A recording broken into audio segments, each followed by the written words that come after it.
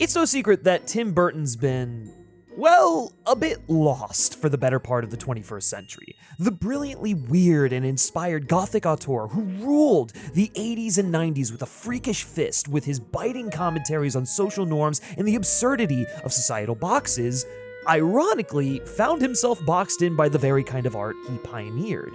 He fell into himself almost to the point of self-parody, where there was no longer the voice of Tim Burton, but rather the idea of Tim Burton.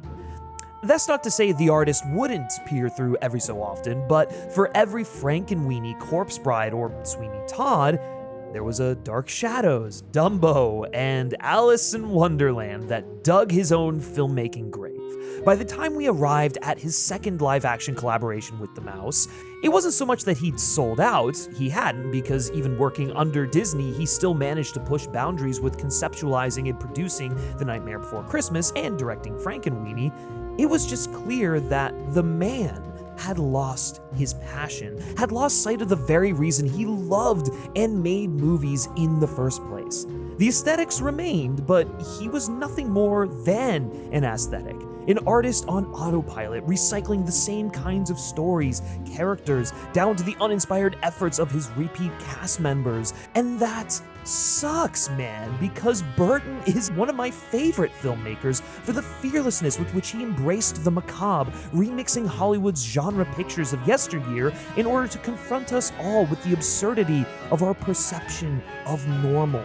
To see the guy who made Batman '89, Pee-wee's Big Adventure, Edward Scissorhands, and Beetlejuice lose the juice feels so deeply wrong. But you know what they say about when you hit rock bottom, right? There's nowhere to go but up.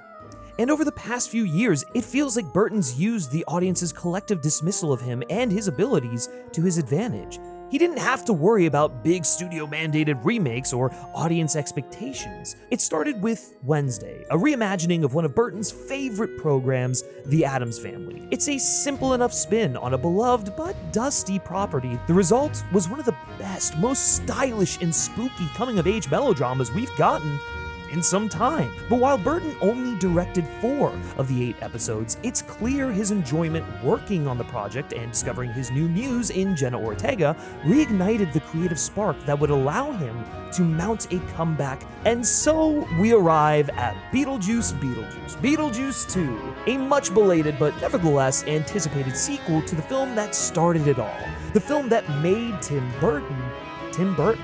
In some ways, Beetlejuice, the original, is both a blessing and a curse. It established a fresh, distinct, and exciting filmmaking voice that would go on to redefine what a comic book movie can be, repopularize stop-motion animation, and make genre films accessible to more than just video store junkies. Beetlejuice set the bar so high and so instantly and confidently established the artist Tim Burton, but in doing so, established a set of expectations that Burton would then go on to build out from, further cornering himself, forced to use his style as a shield as the man behind the art cowers in fear of the monster he created. It therefore makes sense that Burton would go back to the beginning to reclaim what he's lost, reclaim the film that made him a household name, take control of his creativity, and, like the protagonists of the film, rediscover the essence of who he is as an artist. He's Tim fucking Burton, and he's still got it. Just as Burton went back to basics to reconnect with his love of making movies, so you can go back to basics and reconnect with the joys of learning in an easy and palatable way with this video sponsor, Brilliant. If you're a longtime viewer, you've definitely heard me talk about Brilliant on the channel before, and for good reason. I love them. They are the best. They're one of my favorite platforms out there, specifically for learning new skills, because it's designed to be uniquely effective for each individual that uses it. No one size fits all. Brilliant might not have a course on how to pull you out of an existential career downward spiral, but they have recently launched a ton of equally fun courses on collecting data, for example. This content is perfect for learners of any level to start or continue learning data analysis with a fully built-out suite of new content from Bayes' theorem to multiple linear regression. Gain insight by working with real data sets from sources like Starbucks, Twitter, Spotify, and many more. And if all of this sounds like a nonsensical Beetlejuice level sales pitch of information being thrown at you at once, don't worry. Brilliance courses are simple, straightforward, and easy to understand. Each course welcomes learners at every level and teaches you the specified skill set in a way that's both engaging and interactive to help you learn the things you actually want to learn. And Brilliant helps you build an understanding of the material from the ground up by closing every lesson with a hands-on problem to solve. It helps you not only learn, but retain concepts by building your critical thinking skills through problem solving, not memorization. Right now, you can try Brilliant for free for 30 days by visiting brilliant.org/filmspeak or by clicking the link in the description of this video. Give learning a trial run, as well as receiving 20% off an annual subscription. Again, that's brilliant.org/filmspeak, and thank you so much to Brilliant, these amazing folks over there that are doing a lot of great work and getting us all smarter, for sponsoring this video. In the grand pantheon of resurrected sequels, Beetlejuice Beetlejuice, despite being arguably one of the least necessary ones, is also one of the least offensive and lighthearted of the bunch, mostly because it's not trying to be anything more than what it is, a true sequel that plays with the characters and aesthetic hallmarks of the original while evolving them in interesting ways. The world of the afterlife is expanded with practical labyrinthian sets, even more striking lighting than the first film, a black and white German expressionist style Beetlejuice origin story, and the introduction of the Soul Train, a groovy subway dance party that ferries you to the great beyond. It's so great. Burton does all of this while continuing to keep it analog with some spectacular special effects makeup and sets, and even a few show-stopping stop-motion sequences, one of which, by the way, sidesteps any gross attempt to incorporate Jeffrey Jones by being genuinely creative and mean-spirited in its handling of the, troubled actor. Lydia Dietz is still haunted by the events of the original film. She's more or less repressed the idea of Beetlejuice until he reemerges following her father's death. Her encounter with Beetlejuice essentially defined the course of her life going forward, becoming a famous medium with her own ghost talk show called Ghost House. While yes, the events of the first film left a lasting impact, it was also the divorce and subsequent loss of her husband that really caused her to spiral, allowing the presence of Beetlejuice to slowly creep back in. As the film more or less says, "I spent so much time talking to the dead that I stopped living." In a sense, this is also the position Tim Burton finds himself in, as someone who made a name for himself with Beetlejuice and the kind of gothic, darkly comedic, off-kilter, macabre tales he would tell. He had a specific brand of storytelling, and somewhere along the way, whether it was through personal trials, divorce, whatever, he lost his way. This allowed for craven opportunists like studios or producers to come in and exploit his gift, his timid, directionless sense of self. They saw a means to make money off of the brand Tim had crafted. Such is also the case with Lydia and her producer, boyfriend, manager, Roy, someone she met at her lowest point in grief counseling and therapy following the death of her husband, who really saw a cash cow, or as he puts it, a weak woman who could be easily exploited because she's been easily pushed around and taken advantage of. Beetlejuice, her unaddressed trauma, is pushed to the forefront. The same is true of Burton. He was living in the shadow of Beetlejuice and the kind of filmmaking that represented. Beetlejuice, like Lydia's trauma, will always be with him, but he can't let that control him. He needs to understand it's a part of him, can be used to fuel artistic passions, pursuits, but also serve as a reminder to create honestly, live presently, and be unashamed and confident in who he is. This is especially true when the person being the most affected is a parent. While Astrid resents the shadow her mother casts, the thing that eats away at her the most is the fact that Lydia can't even use her supposed gifts to commune with the one person Astrid would give anything to talk to and hear from again, her father.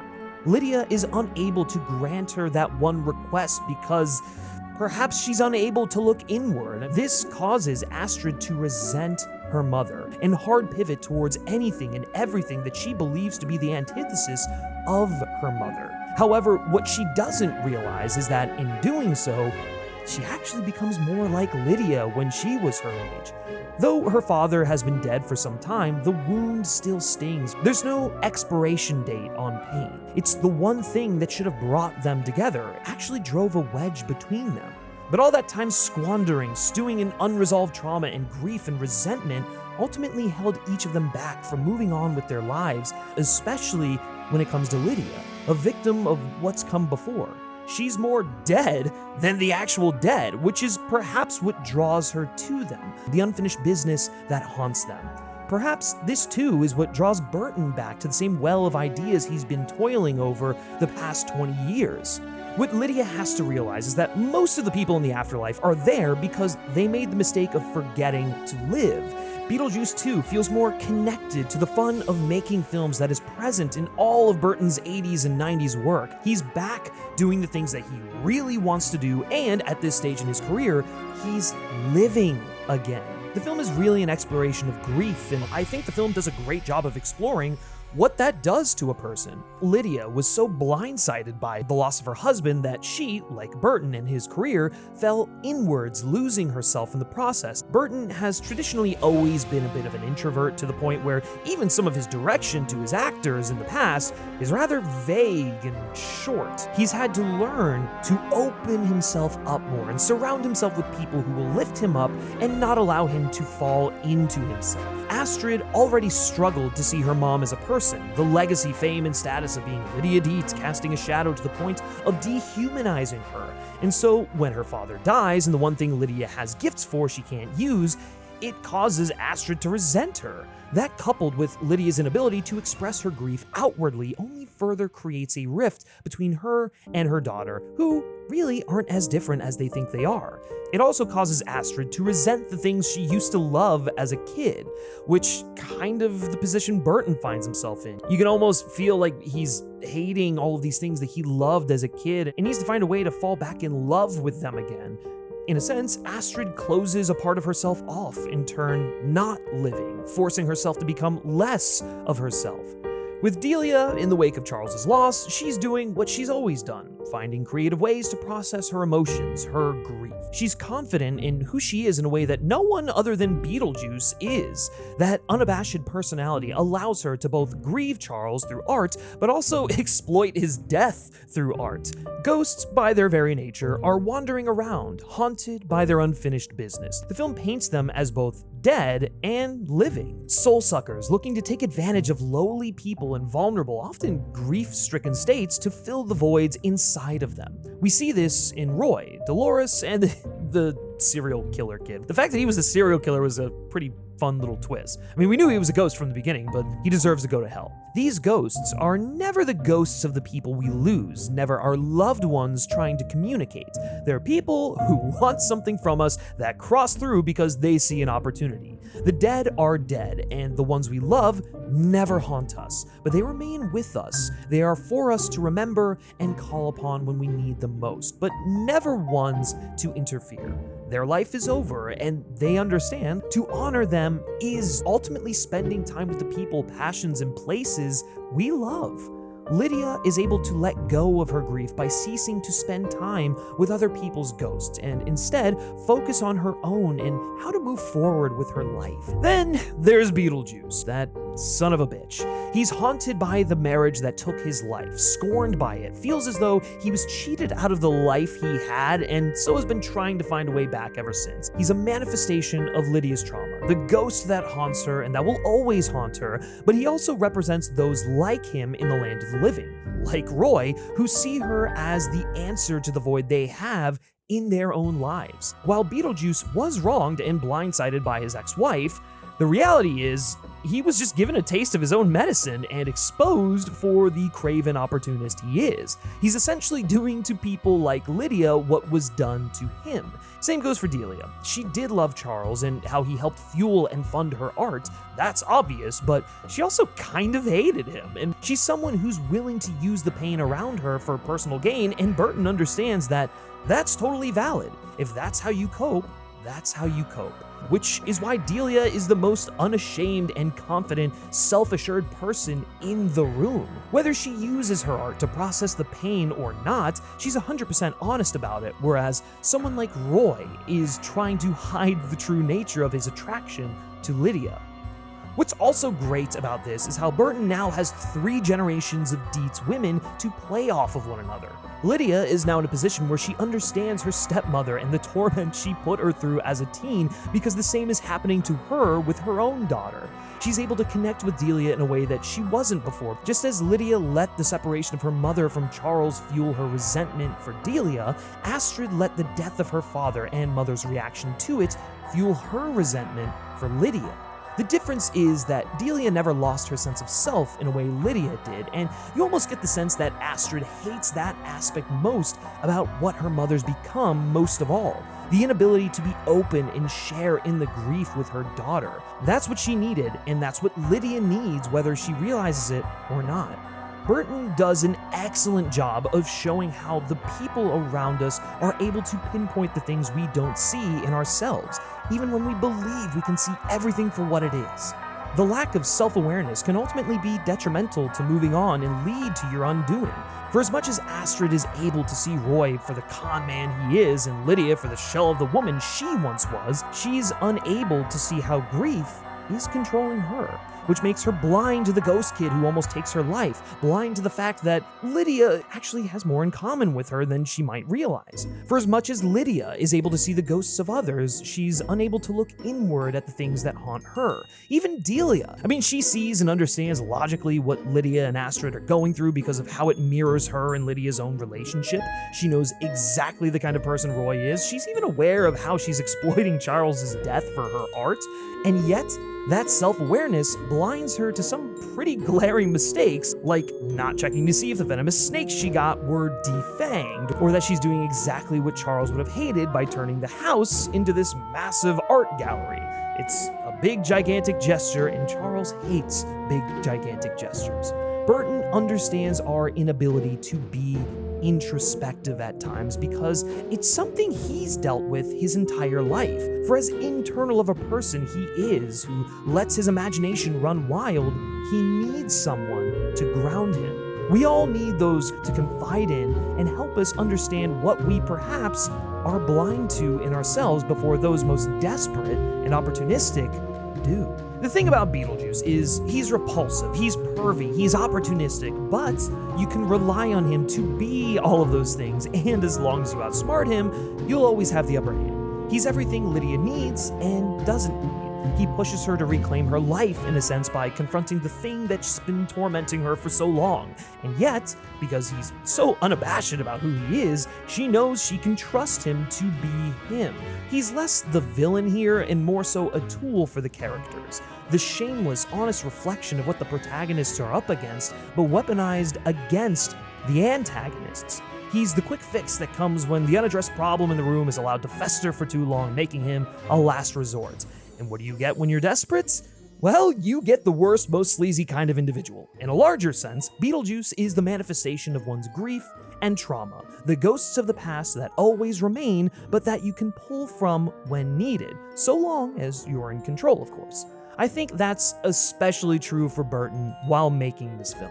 While Beetlejuice Beetlejuice could have overinflated the importance of legacy elements and nostalgia, like lingering on the absence of Adam and Barbara and what they meant to Lydia, like the Ghostbusters Legacy sequels did, Burton understands that that would be antithetical to the overall point of the film, of not dwelling on the past and letting it haunt you. And that's part of why it's such a great sequel. It doesn't even bother with the legacy aspect of it. It offers the audience a quick little dopamine rush, but Burton's better than that. The film also remembers that Beetlejuice is first and foremost a comedy, and while it might start off light on laughs, the film gradually escalates to such epic proportions of chaotic hilarity. Defoe especially, oh my god, is the highlight of this film. A former TV cop turned paranormal cop who not only sucks at his job, but lacks the awareness to recognize it. But more than that, Wolf Jackson is the perfect representation of everyone stuck in the afterlife, stuck in a purgatory